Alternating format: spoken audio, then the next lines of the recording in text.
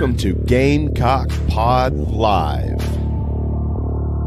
For the next 3 to 4 years, I'll be committed to the University of Gamecock. This is Rodgers again to the 25, 20, 15, 10.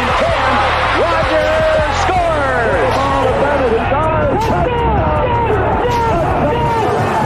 Jackie Bradley Jr. delivered for the Gamecocks.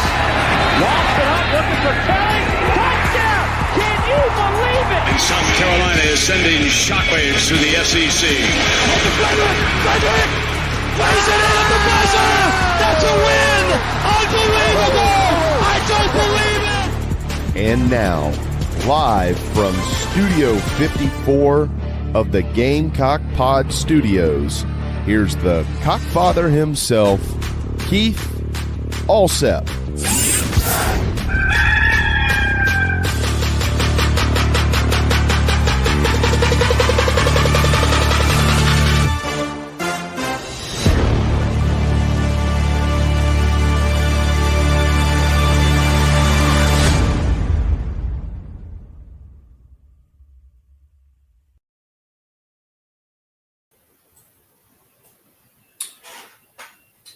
All right, everybody, welcome into Gamecock Pod Live. I don't know what's wrong with my video. Hang on just a second. Welcome into episode number 1720. And, well,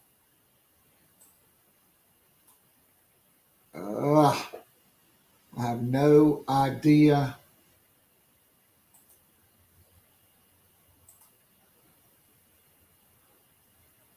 what's going on here. Let's see if I can get it back.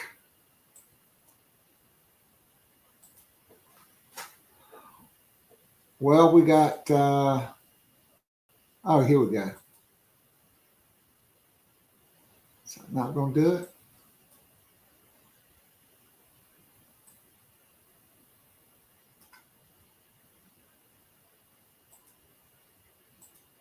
All right, hang on one more.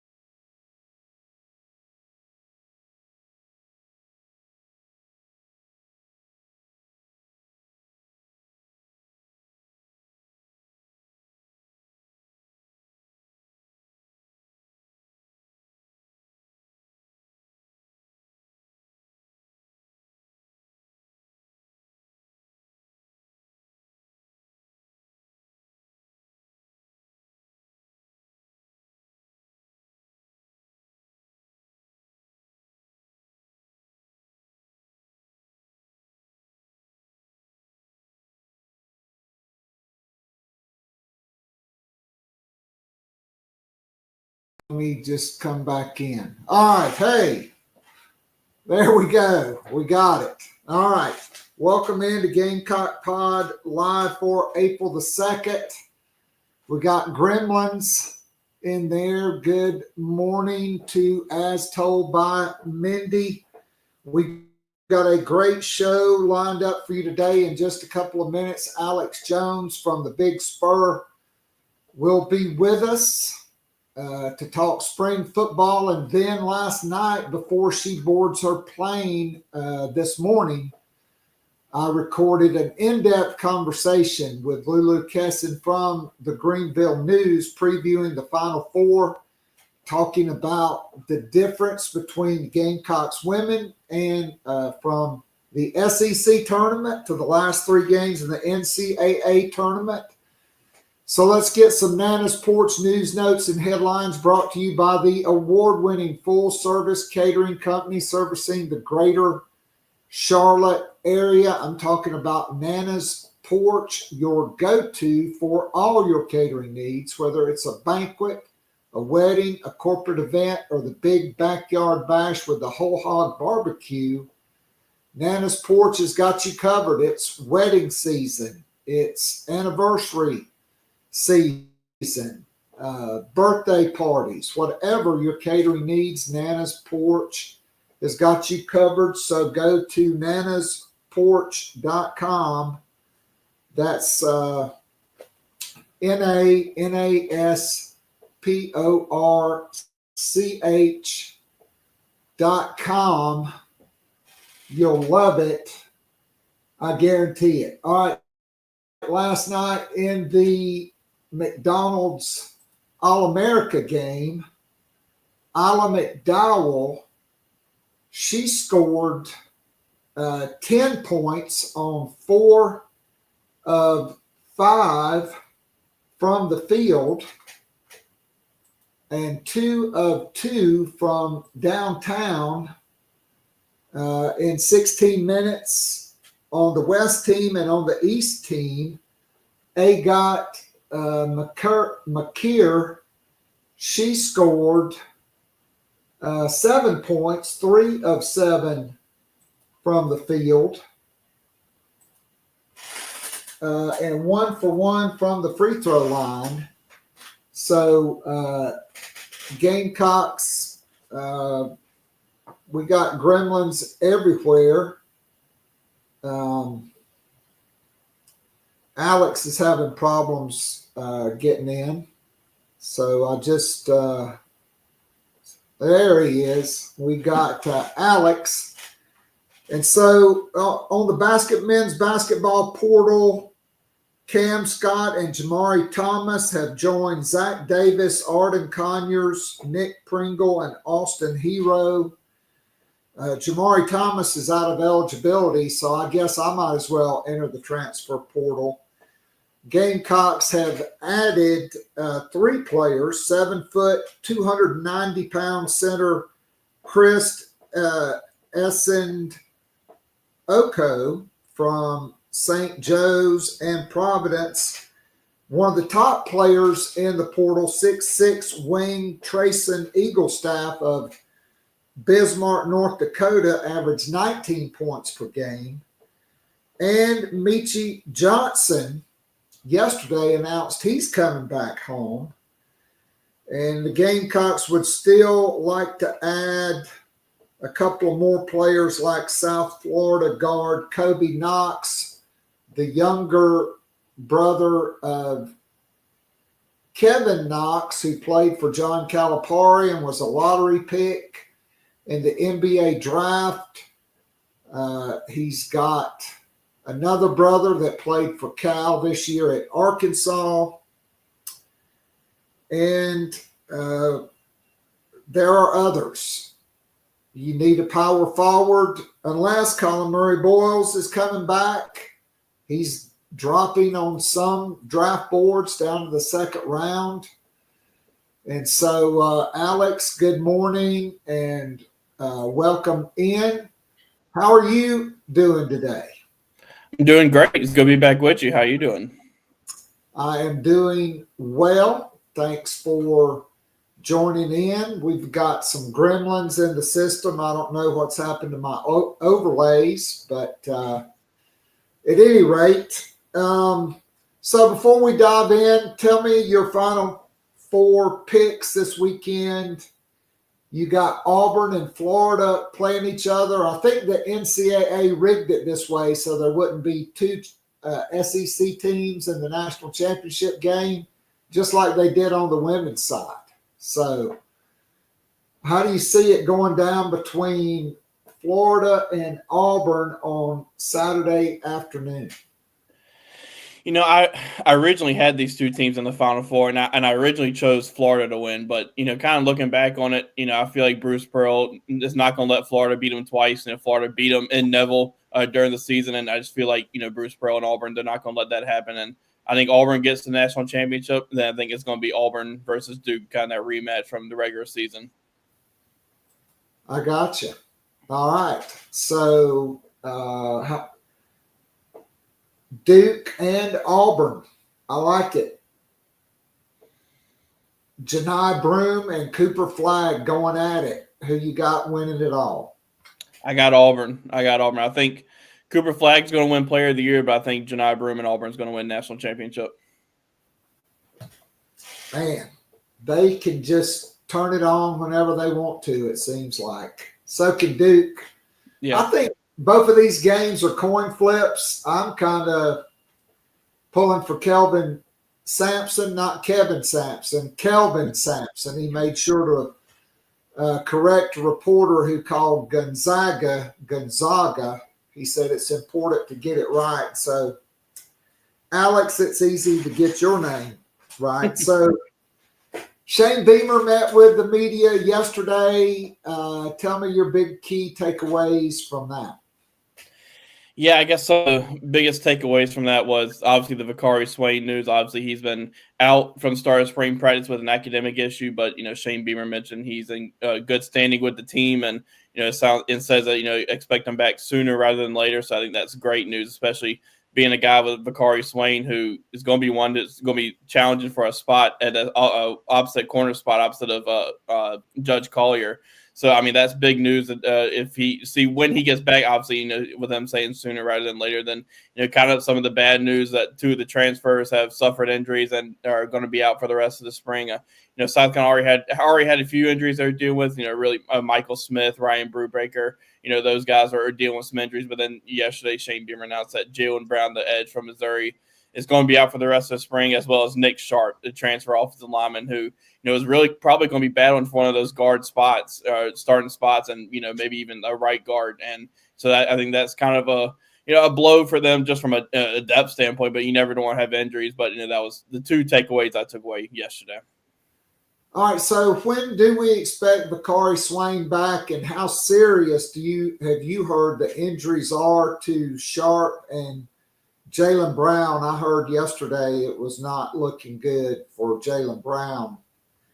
Yeah. Of course, he did not redshirt last year, so he could redshirt this year if he has a season-ending injury.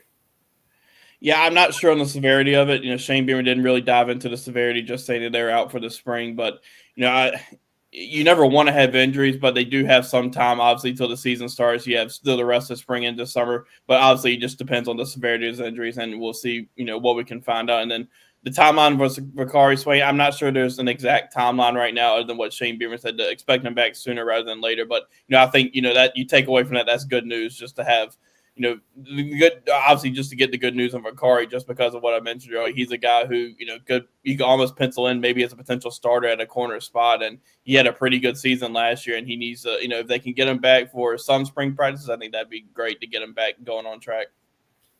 So in his absence, is Brandon Cisse pretty much taken over that spot?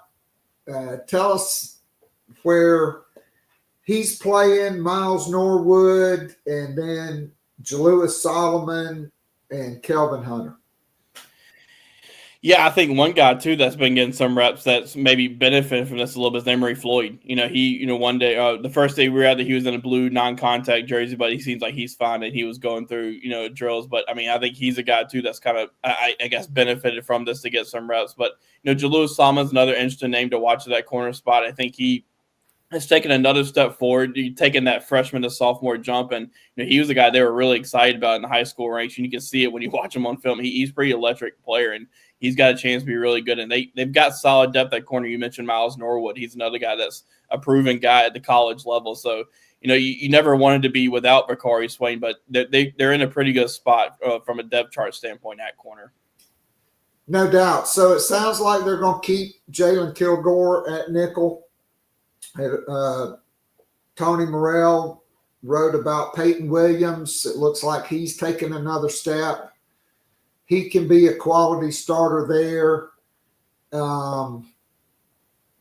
So you could have him and DQ Smith, and then David Busey, Gerald Kilgore. What about another guy that's a freshman that I'm interested in, Kendall Daniels Jr.? What have you heard about him, and then those other guys at safety as well?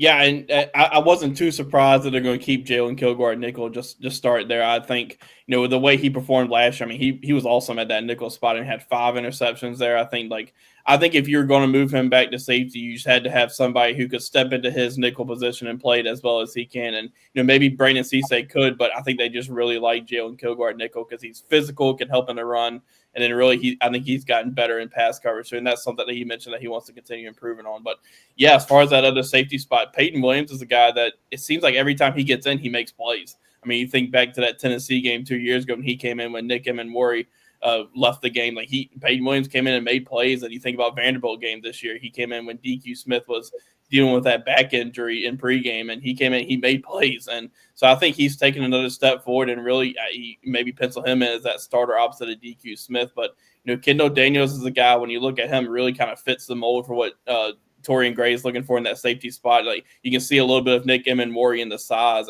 but obviously being a freshman, it may take a little while, and he's got some other guys there too. But I mean, we've talked about it on here before. Like they've got a ton of different options at each spot to go to in this secondary because they've built great depth at each spot.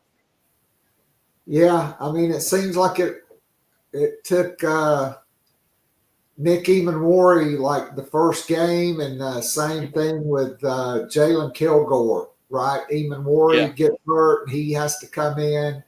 DQ Smith didn't take him long to get in that starting lineup. Coming in and going through spring is such a huge benefit. So with the first scrimmage coming up this weekend, give me 2 or 3 things that you're looking for coming out of that scrimmage. Yeah, I think, one of the things you want to hear about is the offensive line play. I think that's something that everybody's kind of looking for this season, or really, just to see who the starting – we may not get who the starting 5 is, but, I think that's something that everybody's watching to see how that offensive line has taken the next step, because we can – we sat here and talk about they've recruited really well and they've taken – have built great depth, and they have. They've done they've got depth all across each position, but I think now it's just time to take that next step from a on-field production standpoint. I think another thing offensively is you want to hear about the run game. You want to hear about some of those running backs, Rasul Faison, Jawarn Howell, Matthew Fuller, how they're doing. Wideouts as well, who's taking the next step there. And we all know what Lenore Sellers can bring to the field, but it's kind of interesting. Shane Beamer talked about the backup quarterback position, and it sounds like it's a really tight competition right now. And he said we have no number 2 quarterback right now, and I think maybe we all kind of thought Aaron Nolan was going to come in and be that number 2, and he may end up being that number 2 because Shane Beamer mentioned how he led like a 16 or 19 play drive down the field yesterday in practice. But I've heard some good things on Cutter Woods as well. I think he's come in and had a great start to spring practice, and we knew what he could do. What he could do in high school with the way he can throw the ball. I mean, threw for a crazy amount of yards and was a winner too. Shane Beamer mentioned that yesterday as well. So just from an offensive standpoint, that's what I'm looking for. And then defensively, how's the interior defensive line looking? I think that defensive tackle position is still a big question for this season. Obviously, one guy I'm interested to hear about is Zay Hardy. It sounds like he's really coming and gotten to work, and Shane talked about him yesterday too. How he played a winning program in East Mississippi and has come in and worked hard to kind of continue reshaping his body. And then you got those transfers and Brown Lundindy and Devontae Miles. So that's really what I'm kind of here to looking for. And obviously, with it being a first scrimmage, it's we'll see what we can get. But being in the first scrimmage, that's some of the takeaways I'm looking for. All right, so you mentioned offensive line, and so I was intrigued that Marquis Anderson is working at center. It sounds like Thompson returns. We know Kason Henry returns. It looks like Tree Babalade is going to be that left guard. With Nick Sharp going down with an injury, I think that definitely leads me to believe Trevon Ball, the freshman All-American, will reclaim that starting spot. And so then at center, you got Boaz Stanley, who we knew was going to play center. R.J. Newsome, I thought was going to be a guard. I was intrigued that he's working at center. And Marquis Anderson, who could play, obviously has worked at guard, but he's the healthiest he's been. It really doesn't surprise me they're working him at center. maybe with the injury, he goes back to slide into too deep at guard. But, I mean, maybe he ends up being the starting center and you move one of those other guys. What are your thoughts? Yeah, I think a lot of the Marquis Anderson playing center that's not too surprising given his skill set. But then you had the Brubaker injury, who Brubaker's been the backup center for a couple years now, and now I think at least you need to continue building depth there, that center spot, with how important it is. But I think Marquis, Lonnie Teasley that they talked about, he's healthy this season. His first 2 years, he's really just battled injuries and really hasn't been healthy, but now he's healthy. And when he came in as a freshman, they had high hopes for him, and I could definitely see him being in that 2 deep spot. And you mentioned Trovon Ball, and I almost wondered if I would have penciled him in at that right guard spot anyway, without the injury to Nick Sharp, because I think Trovon Ball, you could hear him talk about it the other day, I think he's ready to make an impact and ready to prove himself this year.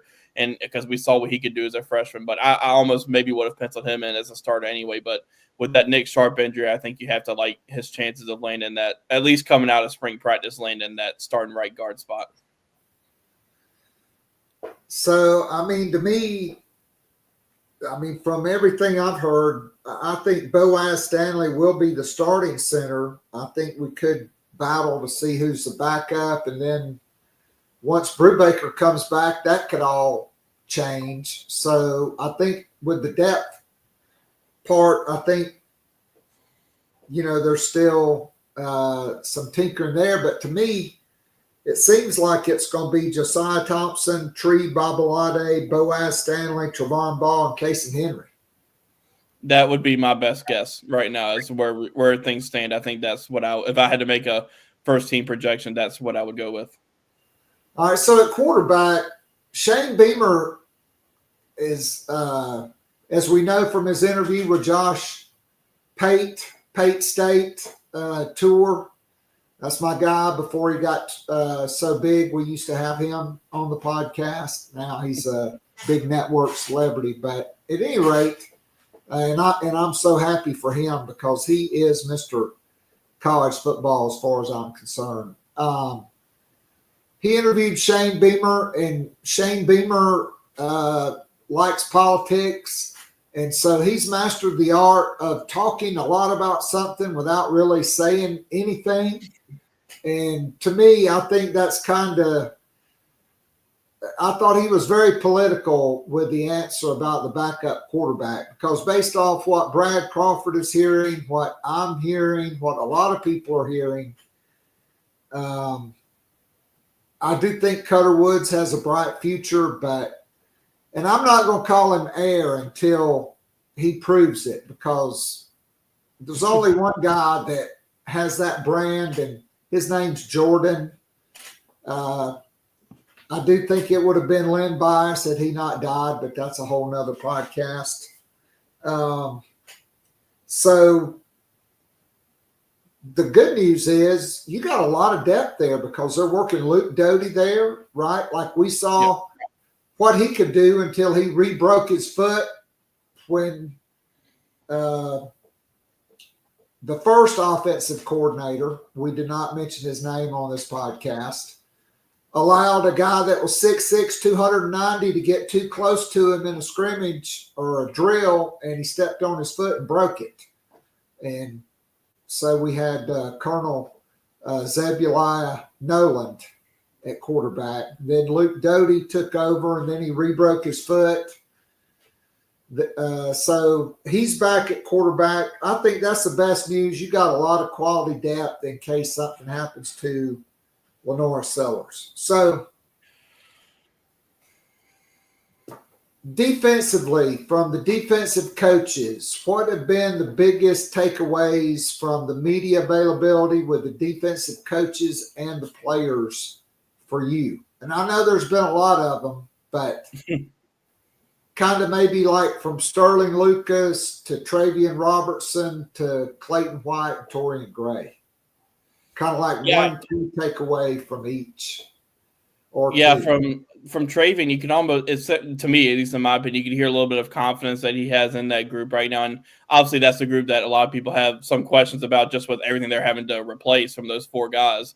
But, I think he likes – we mentioned Xavion Hardy. I think, he's really gotten to work at South Carolina. And then, when you see Gabriel Brownlow-Dendy, he looks really good. And I think he's a guy who's got a bright future too. And so I think and then Devontae Miles has seemed to come in and put in a lot of work too as well. And so I think there's a little bit of confidence that you could hear from Travion Robinson, knowing that we've seen what he's done with that group really his first 2 years here. Like those guys from game one to the end of the season, they continue to get better and better. And I think that's a credit to him. And then Sterling Lucas, I think you just heard, maybe a little bit of confidence about guys like Brian Thomas being able to step up into that spot opposite of Dylan Stewart. When you watch Brian Thomas play, like you always see him giving 110%.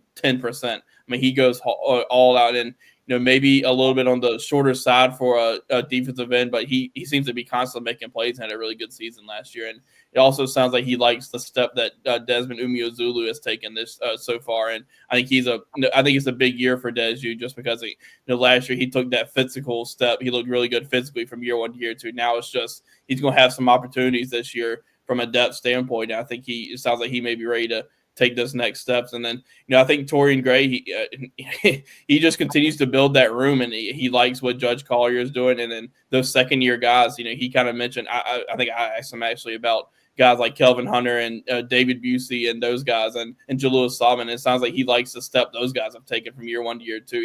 He kind of mentioned, like, after the season, you can go back and watch some film when you're not preparing for a game. And he's like, you kind of saw those guys being in the right spot. And I think that's, for freshmen, that's, the first step is to kind of learn the defense where they're supposed to be. And I think he's seeing that from those guys. And that's going to be huge from a depth standpoint, because, maybe those guys could find a way to work themselves in a starting rotation. But, in the secondary, you need depth. And those guys, especially like a guy like David Busey and Jaleel Solomon, and Kelvin Hunter, really, they can be important depth pieces for that team this year. Yeah, and special teams as well. Yeah. You want all the fast guys like DBs, wide receivers, linebackers. So maybe it's because they've been in the system. I mean, I fully expect J.R. Johnson to be one of the starting linebackers. It looks like Jaron Willis is rolling out there. Are we seeing him take that step like Bam Martin Scott did? What are you hearing on Jaron Willis? Because I think earlier you and I kind of think it's going to be hard to keep Justin Okoronkwo off the field. Yeah, I think he has taken a step. The thing that stood out, from the start of spring practice was the weight he put on, and I think he actually looks pretty good. And I think it's good weight he's put on. He's worked hard in the weight room, and I think they need him to step up just from where the linebacker room they're in a good spot from a number standpoint, but they need him to step up. And, maybe if they play you play a little 3-3-5 this year, if you see a little bit of that, maybe Jerron Willis is that third linebacker, maybe it's Sean Murphy. But, you're right. I think Fred Johnson, for one, he needs to be mentioned. Like he looks awesome. And I think he was really good last year, but he physically looks like he's taking another step. And if I had to choose two starting linebackers right now, I would go to Fred Johnson and Justin Okoronkwo. Like, you kind of watched some of Okoronkwo's film from last year. He was pretty good. He was just in a loaded Alabama linebacker room with guys like Jahad Campbell and those guys. And so I think those would be the two starting linebackers right now. But I wouldn't sleep on guys like a Sean Murphy or a Jerron Willis either, because I think they're ready to make an impact. Have you heard anything on any of the freshman linebackers? I haven't, to be honest, but I think the guys to watch would be like Donovan Darden. I think he's really good, and you can maybe see him growing into an edge at some point in his high school or in his college career, because that's kind of, he played linebacker his senior year, but he's one that he could be one that could work, maybe be the Fred Johnson of this past year, just because I think he's got the potential. And who knows? Maybe there's an injury or something. He could be one of the first guys to step up, and kind of saw that with Fred Johnson. He'd come in and take some snaps next year. So, maybe Donovan Darden can be that guy for them this year. All right. So the spring transfer portal opening is 17 days away, or no, 14 days. It's the 16th through the 25th. So 2 weeks from today, all hell is breaking loose. And it's already breaking loose. Kirby Smart's talking about it, because there is going to be a salary cap. That is coming, but it's not in effect now. And so we know South Carolina wants to add that defensive tackle. And as I have bemoaned the fact they better add a damn place kicker that's actually kicked a field goal in a game. How wild and crazy is it going to get? And what do you think the priority is going to be? And do you think they could sneak another position in there? Or do you expect it to be just, hey, let's get another defensive tackle or two, and get a place kicker?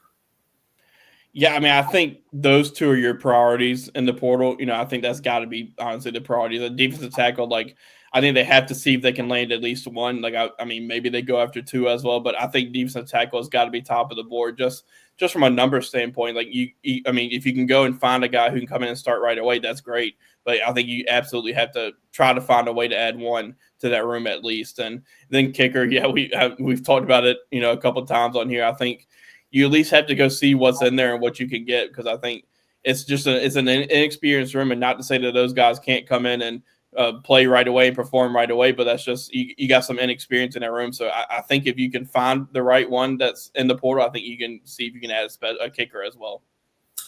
All right, so I got one guy I want to ask you about, and hopefully Kirby's not watching here, but so Seven Cloud, right? He's the all-name team.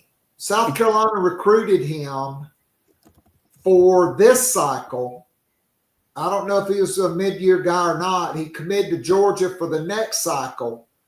He visited South Carolina earlier.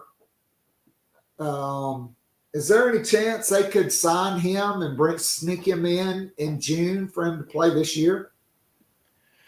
It could be an option. I mean, maybe they elect just to go to the transfer portal route just to get a guy who's played and experienced at I guess the FBS or whatever we want to call it now, Power 4 level. Maybe they go that route. Maybe they go the Seven Cloud route, but it could be hard because I actually think Seven Cloud's he's a pretty good player over at Butler Community College. So I had to imagine Georgia's going to do what they can to keep him as well, because Kirby knows what he's looking for in defensive linemen, but maybe that's the route they go, but, I wouldn't also be surprised if they just look to the transfer portal just to get the experience factor and see what they can find.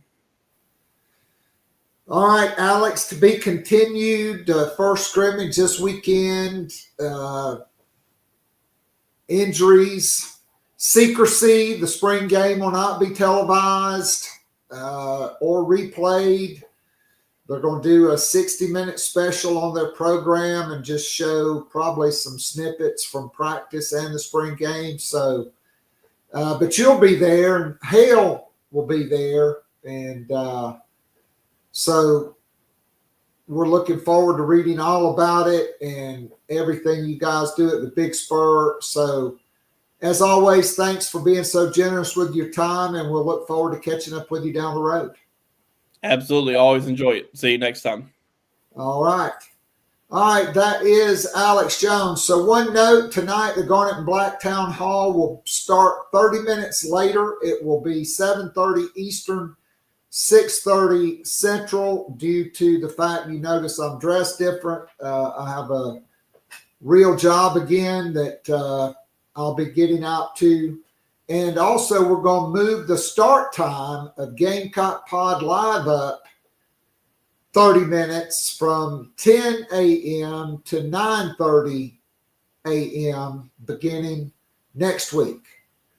All right, I was fortunate last night while the McDonald's All-America game was going on, and while she was getting packed and writing a story, Lulu Kesin took about 30 minutes out. And so without further ado, here is my interview with Lulu Kesin on South Carolina, the NCAA tournament run to the Final Four, and what she expects in Tampa.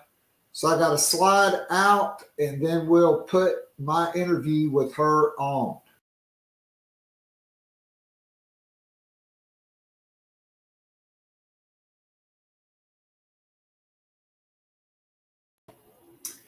All right, and we welcome back into the program prior to boarding her flight for Tampa and perhaps her first women's Final Four, Lulu Kesin from the Greenville News, formerly of the Ringer.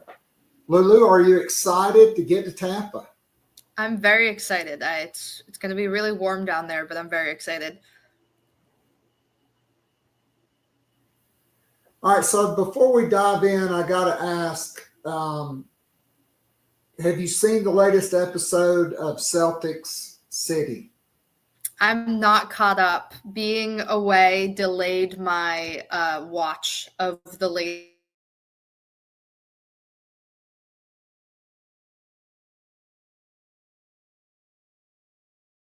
Back from the thing.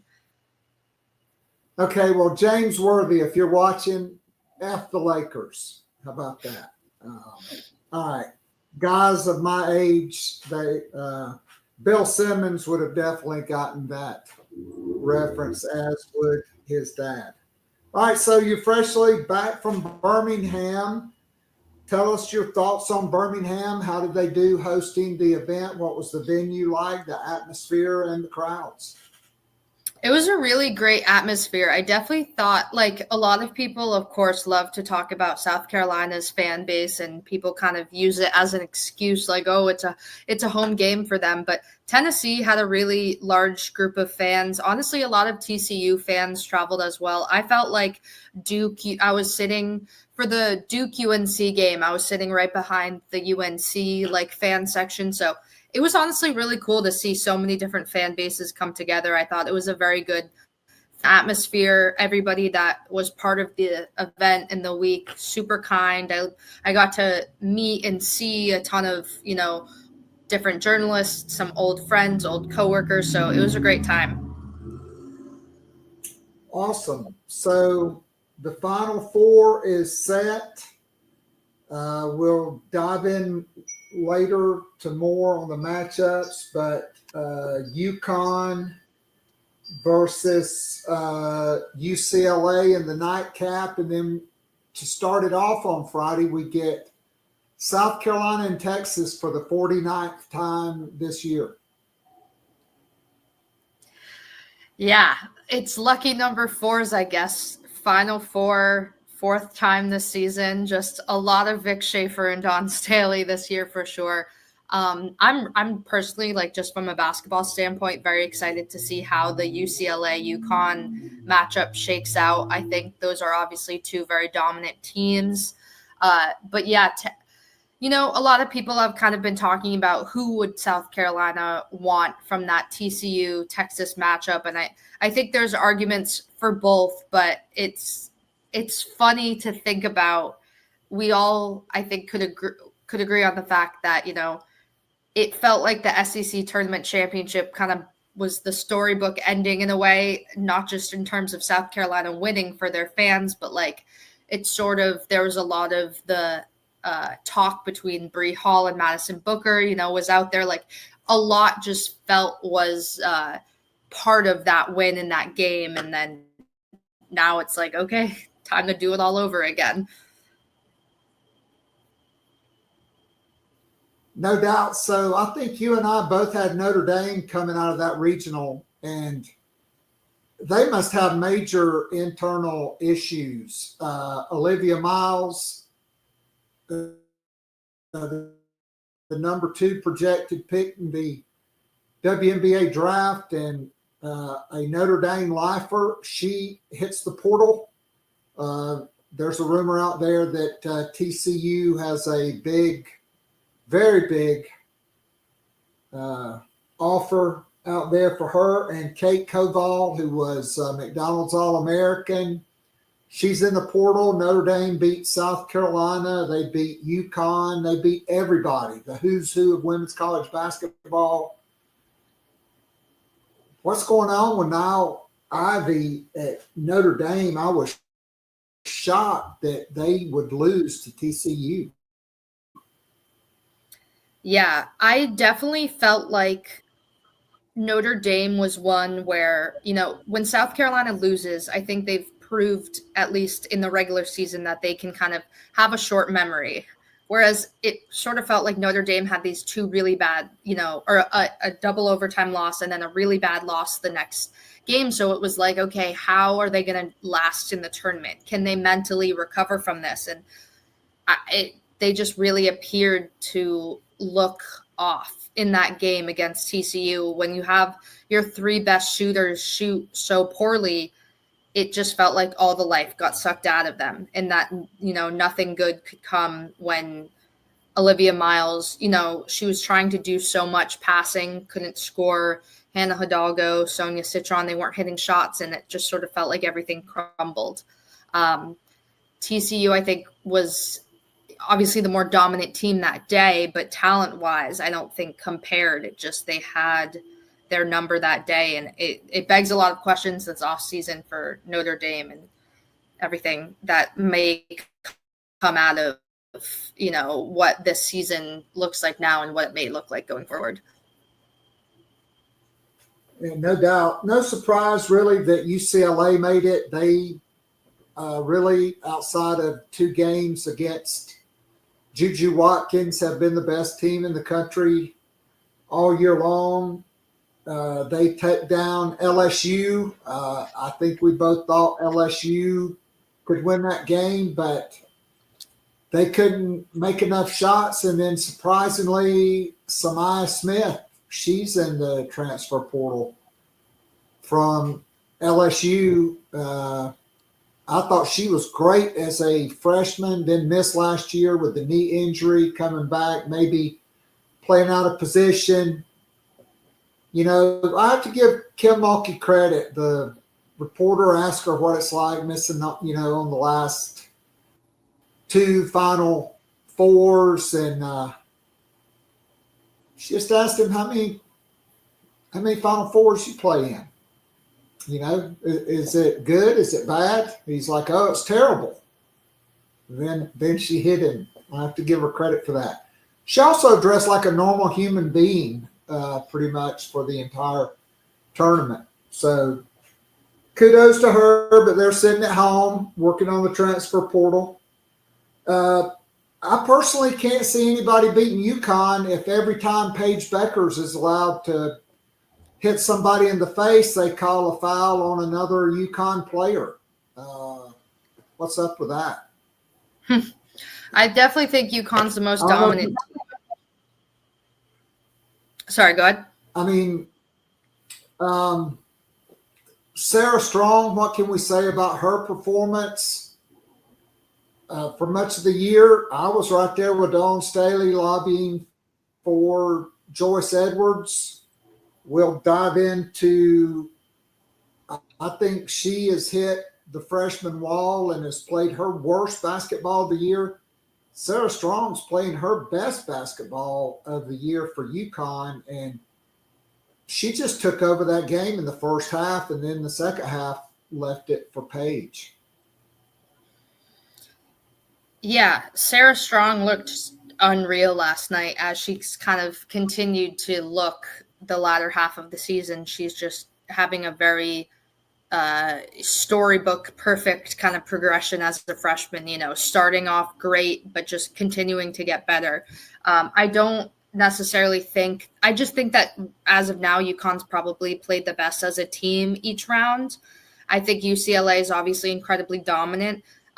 If you're just simply looking at like, okay, who's played better against 16 seeds based on the games I've watched, I'd have to give it to UConn in that regard. But it's going to be a fun matchup with those two, because obviously Lauren Betts will be a huge test for Sarah Strong, but I also think it's reverse. I think forcing Lauren Betts to, potentially play outside, not saying that's necessarily the matchup, but Sarah Strong, despite the lack of height comparatively, she still has a lot of advantages that might shake up Betts and other defenders. So I don't necessarily think that it's just, coming down to, oh, what can Lauren do? What can Paige do? I think each team has a ton of X factors that are going to be the difference maker for each of them. And I mean, it's definitely, Joyce Edwards has not had her best basketball as of late, and Dawn Staley knows it. She's talked about it. It's obvious. And I think that's something that comes down to, she has the potential to be the difference between, a win and a loss for South Carolina, just because of how impactful she can be. But unfortunately, how I don't want to say hurtful she can be when she's off, but it's hard to avoid and hard to not notice. No doubt. So South Carolina and Texas lead off for the fourth time at 7 o'clock in Tampa. That late game, UCLA and UConn, they're not going to get out of the gym or the building until probably 1 a.m. The winner's going to go back to the hotel. They're going to be juiced, excited. And then it's a short turnaround. The championship games at 3 p.m. Eastern on Sunday. It used to be a night game. At least it was when South Carolina won their first 2 national championships. Advantage for the early game, I think a little bit, but to me more how you handle the next 24 to 30 hours after that. Yeah, I mean, statistically, you can look at who I think Alan Cole has mentioned on Twitter, like how many games, how many national championships the opponent that went first has won. You know, it's, I think regardless of, I just think at 9 p.m. is too late to play a basketball game. Like I understand TV and I understand everything. I just think like regardless, advantage or not, no team should play that important of a game at 9 p.m. And I agree with what Gino said. I agree with what I think Kim and Vic, and I don't think anyone necessarily asked Dawn directly about it. And if they did, I'm just blanking. But like the 2 regional setup and having one across the country, I understand appealing to different audiences and locations and all that isn't just basketball related, but to have one team play on one side of the country on Monday night and then fly and play on Friday. It's so much. And to me, I just think to any player's benefit, it would be to have everything on one coast, at least when you get to this stage of the game.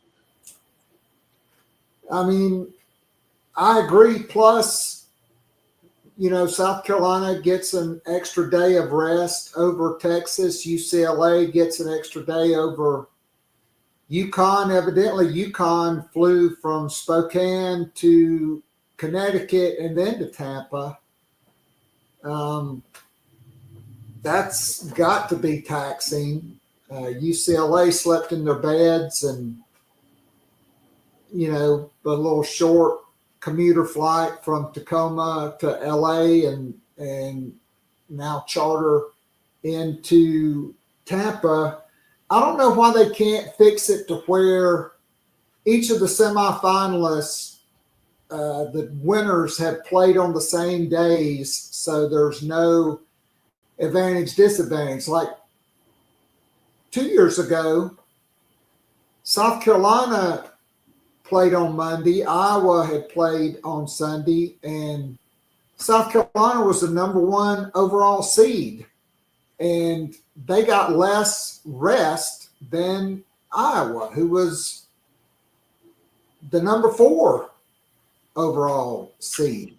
I don't know why they can't fix that, but they did give the top 2 seeds an advantage, which Dawn Staley said, hey, the number 1 team should have an advantage, and they have. But anyway, moving on, because we're trying to keep this short. Here's my biggest question. What has happened to the team that stormed through the SEC tournament like Sherman marched through the South with the scorched earth policy, burning it to the ground, to the team that's played the last 3 games that it looks like it is painful? I mean, it's painful to watch as a fan, as a journalist, and you're just like, what are they trying to do? I mean, I think it's got to be fair to say Joyce Edwards has hit the freshman wall. You look at the last 3 games at Indiana, 2 for 8, 5 points and 6 turnovers. Maryland, 2 for 6. 2 for 2 from the free throw line, 7 rebounds. Duke, 2 for 7, 1 rebound, 2 turnovers. What's happened in Tahina Paupau's gone from the leading percentage three-point shooter in the country last year from almost 47% this year down to 36%. And I can't remember the last time she hit a three. I don't think it. She did hit one against Indiana. I was going to say, yeah, the Indiana game, it was like the corner three near the bench. Yep.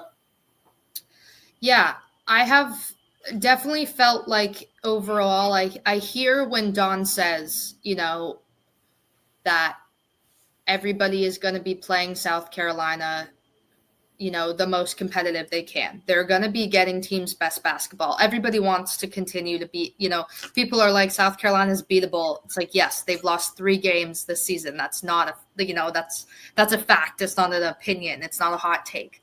So I'm sympathetic of the fact that Dawn is trying to advocate and say, like, in my sense, she's trying to say, like, we're not last year's team. We're not going to blow out every great team by 40 points. And I hear that and I get that. But what is concerning is that the last 3 games have not been, in my opinion, necessarily because teams are just playing 135% against them. It's because they've gone 5 minutes and 47 seconds without scoring. So the Maryland game, I thought that overall, the fact that there was a 17-point spread, I thought that was crazy. I thought people were totally underestimating Maryland. I knew it was going to be a close game. I knew that they were a talented physical team with a lot of heart. But when, there was some rough offense, and I was like, okay, a chance to be angry and come out better against Duke. And this is no knock on Duke. They're the number 2 seed. But to have so many self-inflicted errors and just obvious disconnect, that was probably the most surprising to me, was to have 3 games in a row where, because I will argue that Indiana, it did feel like a bad first half that felt better in the second, whereas the last 2 games have sort of just really felt up and down and bad throughout all quarters. And so I want to sit here and say that, it must be hard to beat Texas on Friday and be, the team South Carolina faces after these kind of streaks of bad games, but it's also putting trust in the fact that they figure it out in this short of, time period. But on the bright side, I don't think it's a lot of people necessarily cracking South Carolina's code. I just think that South Carolina needs so much more flow and confidence on offense, honestly. Confidence, assertion, it just, everything feels very internal to me. Not necessarily like an internal problem that's going on behind the scenes. No, just the fact that they need to just get back to playing simple, dominant South Carolina basketball. I agree. I mean, Dawn Staley said, none of them have ever had to have the pressure of trying to repeat or defend a championship. But, I learned this from Mike Krzyzewski over 30 years ago at his clinic. He was like, I tell my guys, we are not defending our national championship because nobody can ever take it from us. We're the winners. It's etched in stone. We are pursuing another national championship. And I think this team has really felt a lot of pressure to get back to the Final Four. I think the hope is they made it back to the Final Four. They did not play their best basketball. Now the pressure should kind of be off. On top of the fact you get an opponent that you beat 67-50 on your home court. You were colder than an Eskimo standing outside in Alaska the whole winter in the fourth quarter and only lost by 4 in Austin. And then you beat the brakes off of them on a neutral site. You can call it South Carolina home court if you want to, Vic, but anybody can buy a ticket. Texas takes plane loads of fans when they go to play Notre Dame in football or wherever they go to play. Not so much for women's basketball. So, and I'm sure he wouldn't be upset if the tournament was in Dallas every year. So you do get a familiar opponent. They say it's hard to beat, a team 3 times in a season if you play 3 times in a season. To me, as a coach, I always said, no, dude, it's easier because we've already beaten them. In their mind, they know they can't beat us. And in our minds, we have to continue to believe that that's the same team that we beat twice. We're going to beat them again. They can't beat us. And I know it's a lot. Maybe the whole team needs a coloring book and crayons. Kudos. I'll tell that story another day. It helps Chloe Kitts overcome anxiety. Her therapist suggested that, and it's worked for her. But, I mean, it's still – how does Malaysia Fulwiley go from rescuing the day and scoring 23 points and looking like that freshman All-American and the player all South Carolina fans hoped she would be, and then the next game against Duke, she's got 4 turnovers and, she's a 25% three-point shooter and she jacks up 28-footers on the regular. I don't know what to say about that. I'm frustrated just by Raven Johnson continuing to take in threes, but she shoots a higher percentage than Malaysia Fulwiley does. Yeah, I just think overall it was a very disconnected showing on offense. And I think that's kind of why a lot of shots were uncharacteristic and out of rhythm. And I think that especially when the season's, on the line as it is and it's win or go home, the kind of like, I don't want to say one-man show mentality, but the pressure to feel like you have to be the hero that saves the season, that repeats as champions. Like, so much comes into play when their standard was raised, at the beginning of this season. And so I think, especially in moments where as a team, they thrive, they're at their best when they play team basketball. And so it felt like more than in the past when things broke down a little bit, it felt like everyone was feeling a little bit of pressure to do something that they weren't used to or not familiar with doing just because of the raging desire to win. Yeah, I mean, just not the number of assists we're used to seeing. I mean, the game.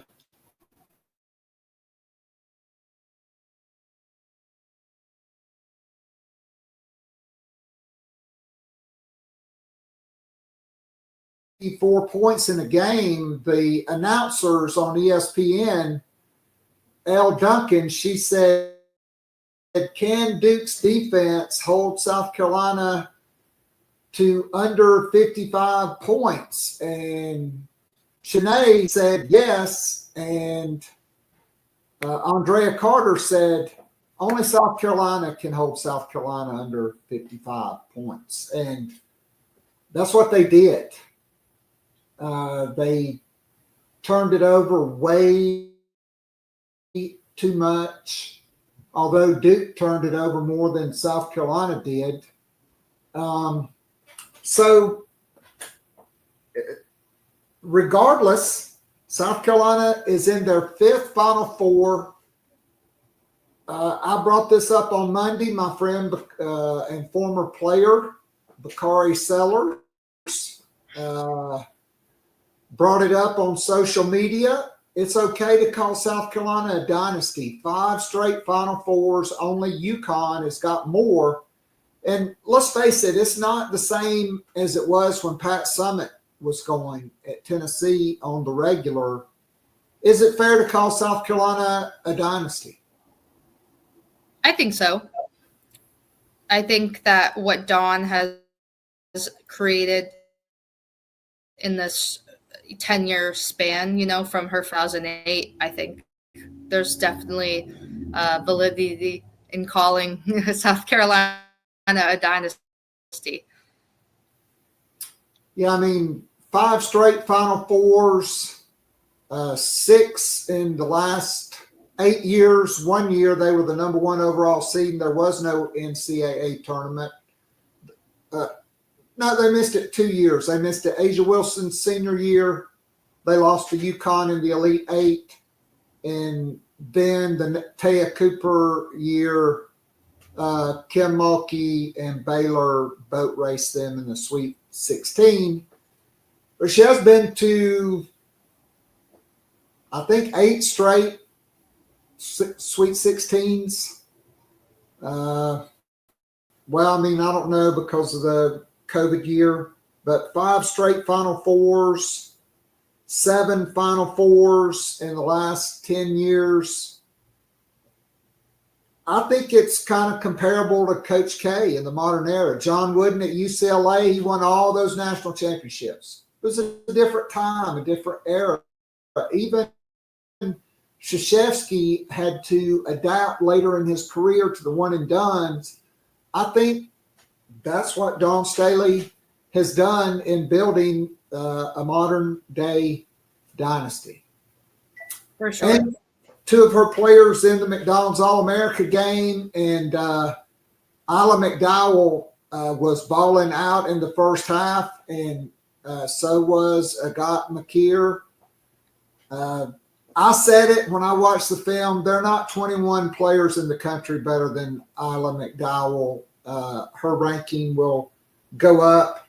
So let's get down to brass tacks. South Carolina versus Texas. Breezy, MF and Hall against Madison. The flopper Booker. I thought she easily won the Oscar for leading best actress in a leading role in their last couple of games. How do you see it breaking down? Is it like the 2 games South Carolina won, or is it like the game Texas won?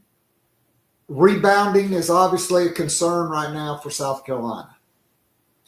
Yeah, I think at the same time, there, like you're saying, there's so much passion coming from Breezy when it comes to defense in general, especially against Booker. And although I said earlier that it kind of felt like the story of this series came to a close in March, there's still a lot there. And I think that Breezy is aware of sort of how people talk about her. She's very in tune to that, and I think she uses it as her advantage. A lot of people were sort of critical, acting like, oh, this was her Super Bowl facing Booker, when she explicitly said to me, and I wrote, I had to use that as motivation, which means she finds something that motivates her, whether it actually bothered her, the 10 minutes before the game or the 10 minutes after. It matters how she felt about it during that 40-minute game. And so I expect another kind of lockdown performance from her.